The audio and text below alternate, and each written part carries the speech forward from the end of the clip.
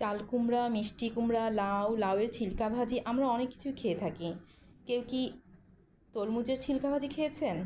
তো আমি আজ তরমুজের ছিলকা ভাজি করেছি, তো আপনাদের সাথে সেটাই শেয়ার করছি। আসসালামু আলাইকুম ভিউয়ার্স, কেমন আছেন সবাই? তো আল্লাহর দেয়া নেয়ামত আল্লাহ আমাদের জন্য অনেক কিছু সৃষ্টি করেছেন। কিছু আমাদের খাওয়ার জন্য, কিছু পশু পাখিদের জন্য, কিছু গরু ছাগলের জন্য। তো আমরা কিন্তু অনেক সময় এসব যারা গরু ছাগলের যেটা খায় আমরাও অনেক সময় সেটাও খেতে পারি। তো আল্লাহ আমাদেরকে কখনোই কোনো কিছুতে বাধা দেন নাই। যা কিছু হালাল করেছেন সব কিছুই আমরা খেতে পারবো ইনশাআল্লাহ। তো এখানে আমি তরমুজের ছিলকা ভাজি করেছি।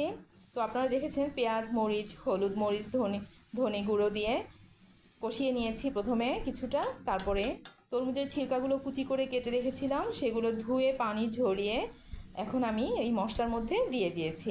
ভালো করে নেড়ে চেড়েটাকে পানিটা শুকিয়ে নিতে হবে।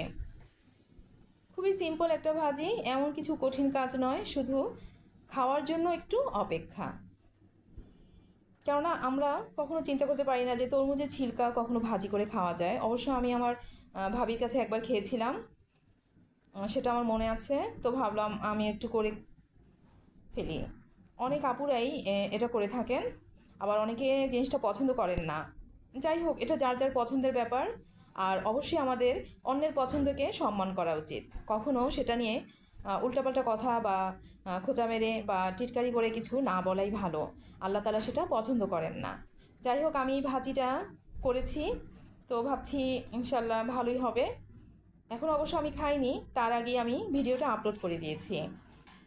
তো এখানে আমার ভাজিটা প্রায় হয়ে গেছে, পানিটাও শুকিয়ে ফেলেছি। ভালো করে নেড়ে চেড়ে দিচ্ছি। আপনারা কেউ যদি কখনো না খেয়ে থাকেন অবশ্যই ট্রাই করবেন, ইনশাল্লাহ ভালোই লাগবে।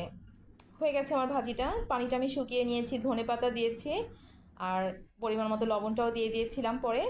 তো এই আমার হয়ে গেল। আপনাদের সাথে নেক্সটে নতুন কোনো ভিডিও নিয়ে আবার হাজির হব। আজকের মতো বিদায় নিচ্ছি। আল্লাহ হাফেজ, ভালো থাকবেন সবাই।